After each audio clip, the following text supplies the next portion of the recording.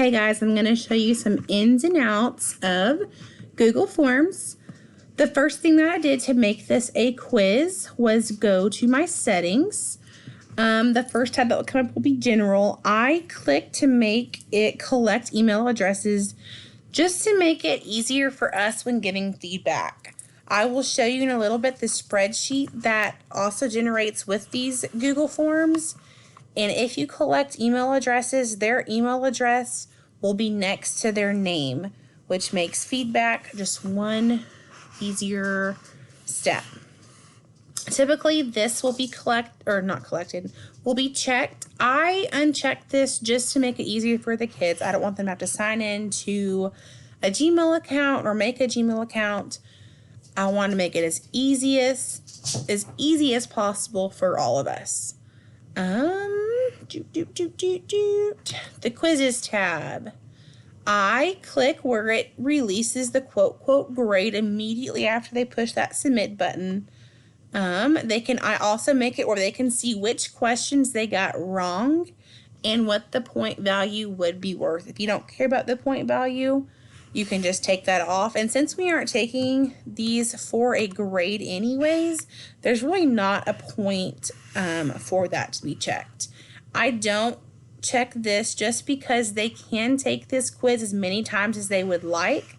And so I don't see the point in clicking correct answers to be seen, because the second time they take it, they'll just click all the correct answers without even putting effort into it.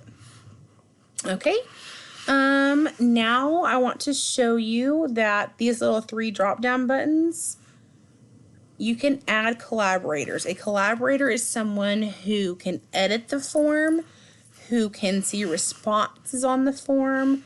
They are going to be able to do anything you are doing making the form right now. I added Miss Garrick because obviously she teaches math as well.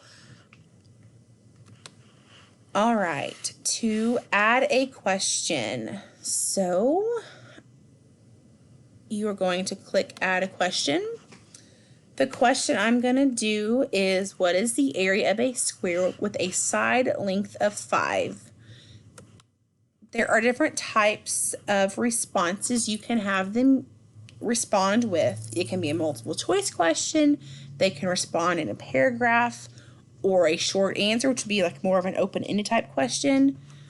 Or they could be like a checkbox, like check all the ones that are correct. That can be an option as well.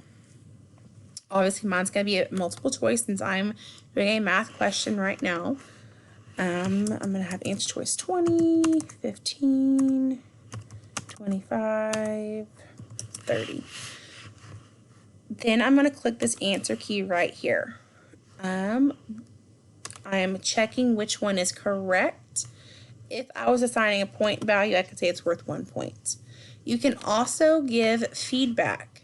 So for any incorrect answer, I could say, make sure you are using the correct formula. And it will save there. And then once I'm finished with this question, I'm going to click done. I'm also turning on this little tab right here. Turning on that means they have to answer the question before they turn it in. If that is not clicked and turned on, it is optional. It must be turned on to make sure they answer. They have to answer every question. From here, so I have finished my quiz. I don't need to add any more question. I'm going to then click send. Clicking that send tab will then, you'll be able to then get a URL link to copy and paste into your, your Google Docs paper.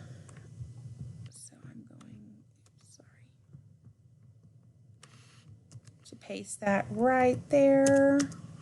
It needs to be a clickable link. Before I clicked that space bar, it was black.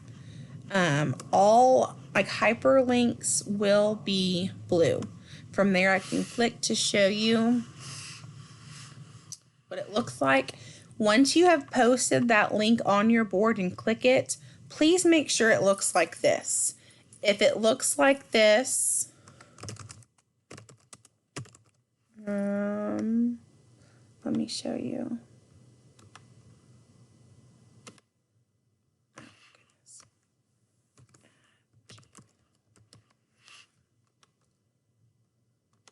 When they submit it, this is recorded. Oopsie, I did not answer a required question. It's going to make me go back and answer it before I can click submit.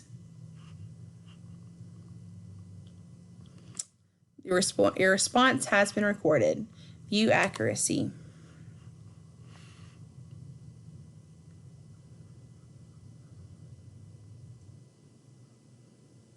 And it's showing you what you missed. I missed this one right here, and it's giving me a feedback saying make sure you use the correct formula. Okay, so you want it to look like that. If you do not click this tab, the Send tab, and link it to this this link, if you just copy and paste this right here into that Google Doc, when they click it, it will look like this. If it looks like this, any student can edit these questions. They can look at their responses, and that's just not something you want to get into. Let me think. Okay, so now responses.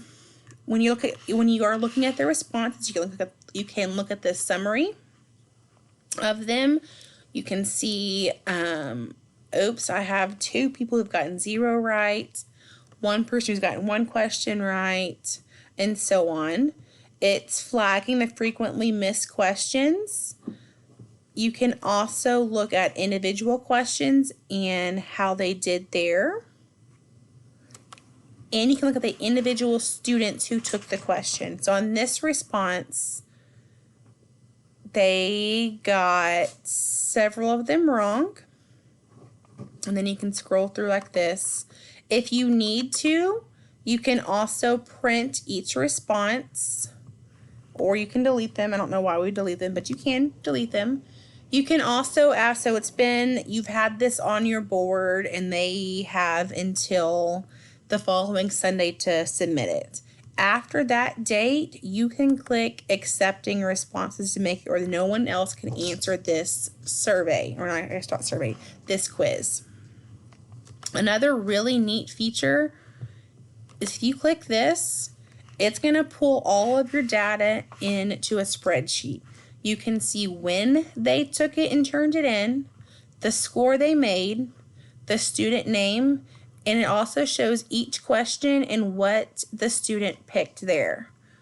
By turning on, by clicking and checking the collect emails, I now have the email addresses that went with that student who took the the quiz, I'm sorry.